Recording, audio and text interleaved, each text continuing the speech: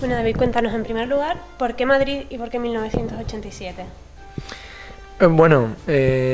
La película cuenta unos personajes que yo creo que solo se producían en el Madrid de 1987. Por un lado, este periodista afamado y temido y respetado y admirado que interpreta a José Sacristán era muy representativo de los grandes periodistas del final de la transición en España, que como sabéis va desde el 75, que muere Franco, hasta mitad de los 80, que de alguna manera se establece la democracia ya de una manera fiable. Y luego también este personaje que hace María Valverde, que es una joven que representa, que está en primero de carrera de periodismo, que curiosamente yo en Madrid 1987 también era un chico de 17 años que estaba empezando la carrera de periodismo, así que hay por una parte esa unión de la historia del país y de mi historia personal, ¿no? Bueno, por lo que cuentas, vemos que el periodismo pues tiene un papel fundamental en el eje de esa historia, tanto por Sacristán, que es un veterano periodista, como por María Valverde, que interpreta a una estudiante de periodismo. ¿Qué papel crees tú que juega el periodismo para el correcto funcionamiento de una sociedad, de una democracia sana?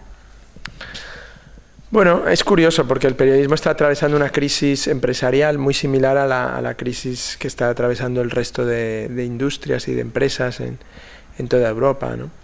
Y eso genera una duda sobre la profesión, pero es lo que digo yo siempre, es como si la crisis del automóvil generara una duda sobre si el coche fue un buen invento, ¿no?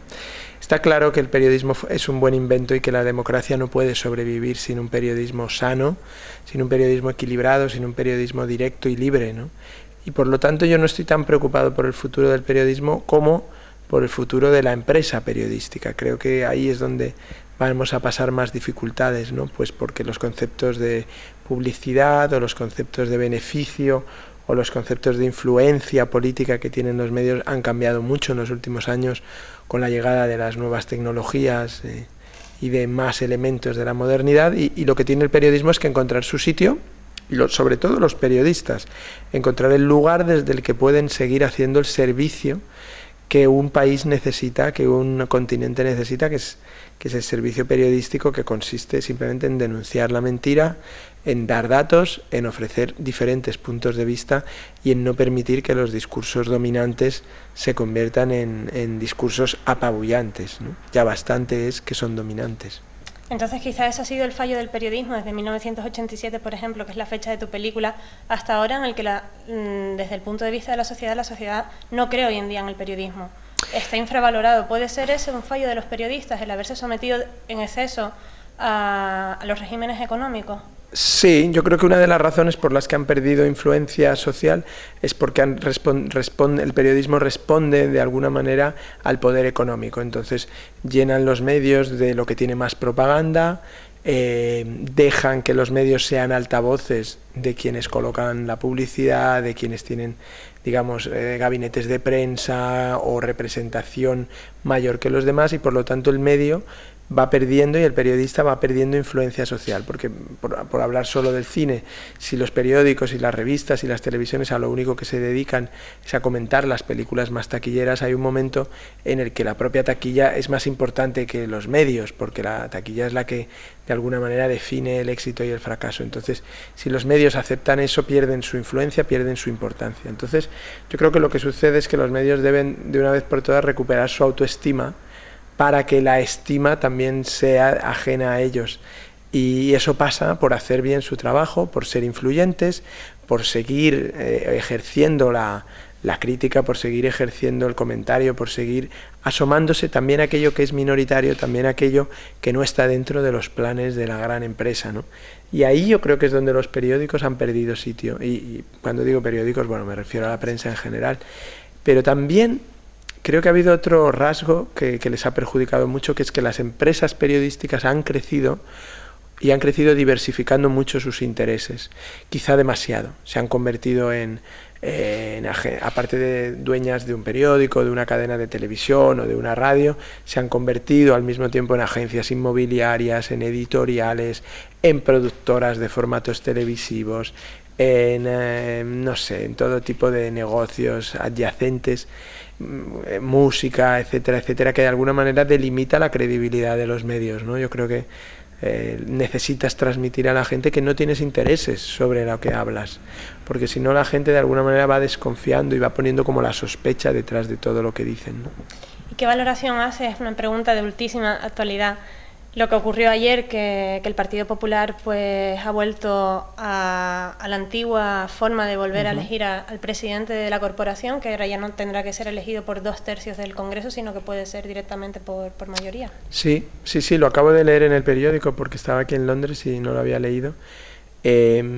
Pues a mí me parece un insulto a los españoles, un insulto a su inteligencia y un insulto a la sensibilidad democrática de los españoles. Creo que un retroceso así, después de lo que había significado el adelanto, en ese sentido, del gobierno de Zapatero, no puede estar justificado ni por un bloqueo político ni por una crisis económica, sino que es negarle al Parlamento, a la representación que tienen los españoles al votar, su poder también para consensuar las personas que están al frente de instituciones que son de todos y que pagamos con nuestros impuestos, ¿no?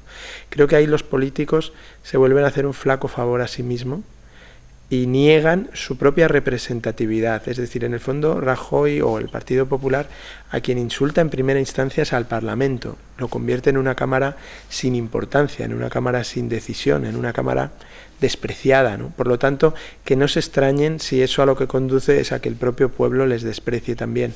Volvemos a hablar de lo que hablábamos antes. Si tú no valoras lo que tú eres, ¿cómo vas a pretender que lo valoren los demás, ¿no? Creo que realmente es un retroceso muy serio que debería pensarse antes de tomar la decisión.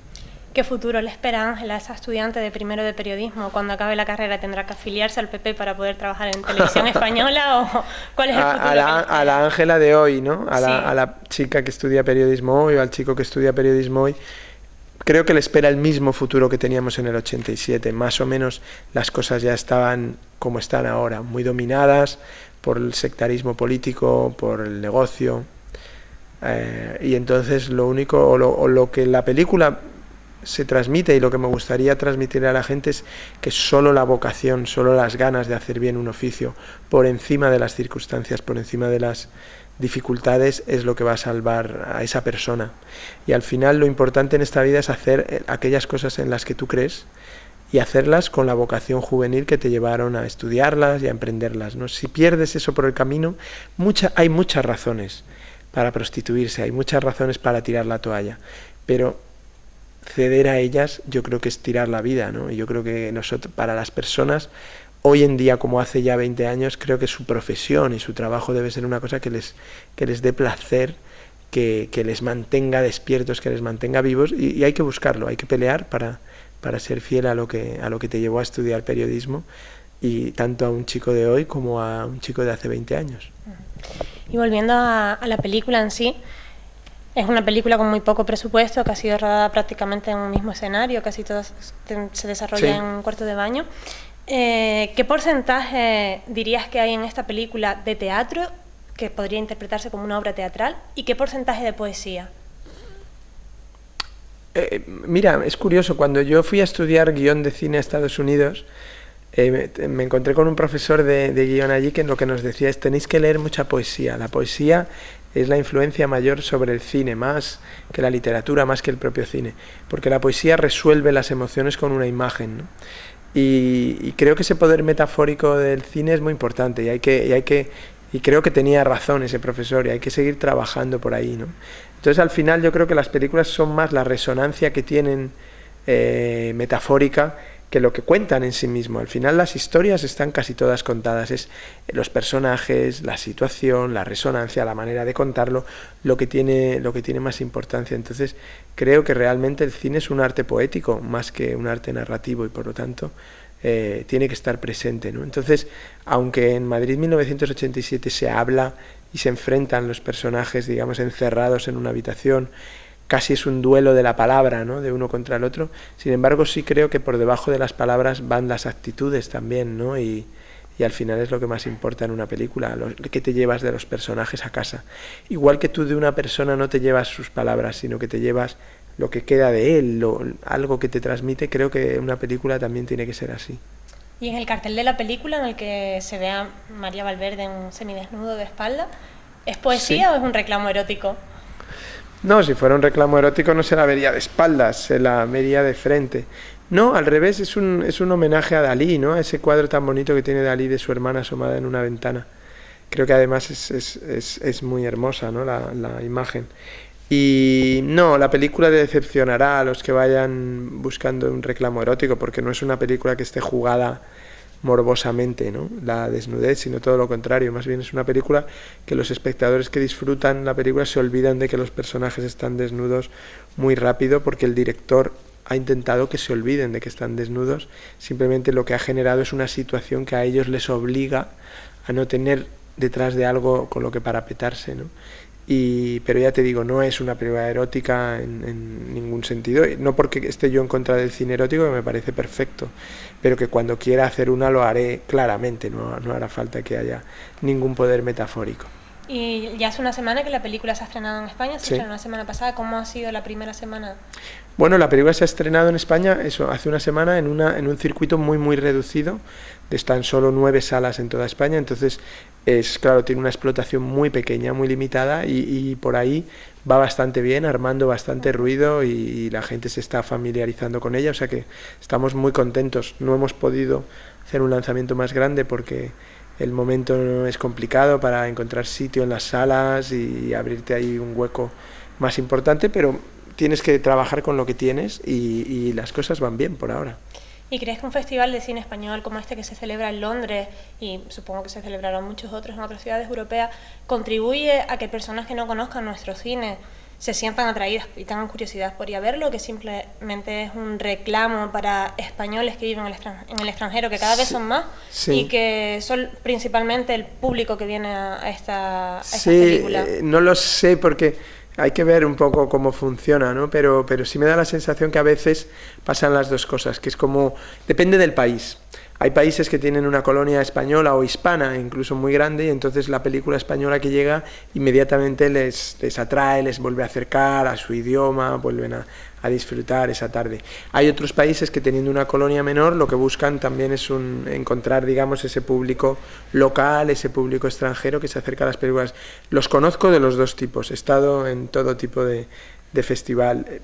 Tampoco a mí me molesta que se acerquen los españoles que están fuera, porque he sido un español que ha estado fuera y sé lo que significa también que de pronto llegue algo que de alguna manera te trae un trocito de tu país, y por lo tanto hay que entenderles.